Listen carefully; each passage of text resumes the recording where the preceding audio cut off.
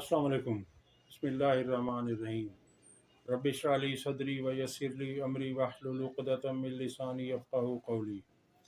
आज आपके सामने 3-4 ख़बरों पर बात करेंगे और ये ख़बरें कोर्ट से मुताल्लिक़ हैं। पहली ख़बर आपके सामने रखेंगे कि अल-कादिर ट्रस्ट केस था अडियाला जेल में, उसमें आज क्या हुआ, और उसके बाद आपके सामने रखेंगे कि सुप्रीम कोर्ट में पहला इलेक्शन से मुताल्लिक़ एक केस था, उसमें क्या हुआ, और इसी तरह से इस्लामाबाद हाई कोर्ट में आज इमरान खान और शाह महमूद कुरैशी की साइफ़र अपीलें लगी हुई हैं, उसमें क्या हुआ। तो इन ख़बरों की तफसील से पहले आपसे रिक्वेस्ट है कि हमारे चैनल को सब्सक्राइब करें और वीडियोस को लाइक करें और अपने कमेंट भी ज़रूर किया करें। अब आते हैं जी पहली खबर की तरफ। पहली खबर यह है कि अडियाला जेल में अल-कादिर ट्रस्ट केस में अडियाला जेल में समाअत हुई। इमरान खान और बुशरा बीबी के खिलाफ गवाही देने वाले पर जिरह करने पर उसके जवाबात देखिए कि वो क्या जवाब दे रहा है।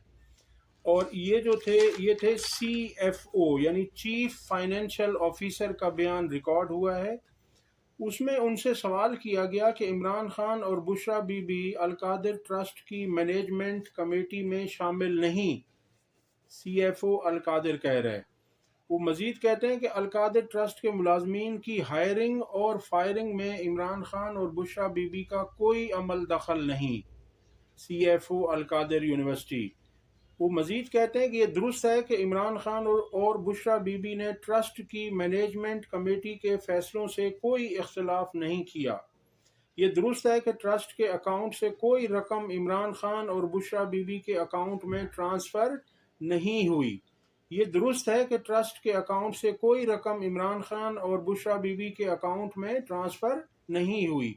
ये दुरुस्त है कि ट्रस्ट की ज़मीन अल-कादिर यूनिवर्सिटी के क़याम के मकसद के लिए थी। रिकॉर्ड के मुताबिक ट्रस्ट के तमाम असासे ट्रस्ट के मफाद के लिए हैं। ये दुरुस्त है कि ट्रस्ट के असासों से ट्रस्टी कोई फ़ायदा नहीं ले सकते। ये दुरुस्त है कि ट्रस्टी का रिश्तेदार या मुलाजिम भी ट्रस्ट के असासों से कोई फ़ायदा नहीं ले सकता।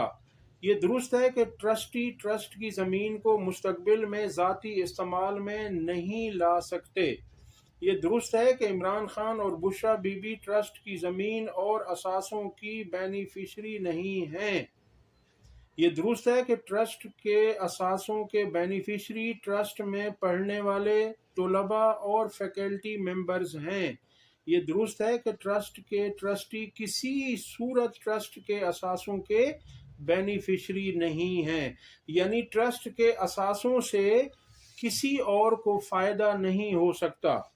अब ये वो सवालों के जवाब हैं जो CFO ने दिए हैं। अब इससे साफ जाहिर हो रहा है कि इस केस में 190 मिलियन पाउंड जो है, इसमें इमरान खान और बुशरा बीबी का किसी किस्म का कोई ताल्लुक नहीं है। ये एक बोगस केस है जो इन पर डाला गया है। अगली खबर आपके सामने रखते हैं सुप्रीम कोर्ट ऑफ पाकिस्तान से। सुप्रीम कोर्ट ऑफ पाकिस्तान के 3 मेंबर बेंच ने आज बलोचिस्तान असम्बली सूबाई असम्बली की सीट हल्का 50 PB 50 किला अब्दुल्ला से, ये केस था धांधली का, इसकी सरबराही चीफ जस्टिस काजी फायज ईसा ने की और इनके साथ इरफान सादत और नईम अफगान शामिल थे। ये 3 रुकनी बेंच था। इसमें इलेक्शन कमीशन ने जो फॉर्म 47 और 45 दिए हैं, उसके मुताबिक इलेक्शन कमीशन ने ये जाहिर किया है कि वहाँ पर काफ़ी सारे हलकों में 99% वोटिंग टर्नआउट था। यानी इतना वोटिंग टर्नआउट, कहीं कहीं तो ये 100% भी हुआ, जो कभी नहीं हुआ दुनिया की तारीख में 100%। और हम जैसे थर्ड वर्ल्ड कंट्री में तो ऐसा सवाल ही पैदा नहीं होता। 30, 40, 50%, 55% से ज़्यादा नहीं होते। यहाँ पर इन्होंने अपने पसंदीदा उम्मीदवार को जितवाने के लिए ऐसा किया है। और अब इसमें यह है कि फिर इलेक्शन कमीशन ने सिर्फ 6 पोलिंग स्टेशन पर दोबारा वोटिंग का हुक्म दिया था, जिसे सुप्रीम कोर्ट ने कलअदम करार दे दिया। और सुप्रीम कोर्ट का कहना था कि पूरे सूबाई हलके PB 50 किला अब्दुल्ला में दोबारा वोटिंग कराई जाए। अच्छा जी, इसके बाद मजीद हुक्म दिया सुप्रीम कोर्ट ने इलेक्शन कमीशन को कि वो साफ और शफाफ पोलिंग को यकीनी बनाए, यानी जब ये दोबारा वोटिंग कराई जाए तो साफ शफाफ वोटिंग करवाई जाए। अब ये ऐसा हुक्म दे रहे हैं जो कि इलेक्शन कमीशन ने कभी ना किया, ना वो आइंदा उससे तवक्को है कि वो साफ और शफाफ इलेक्शन करवाएगा।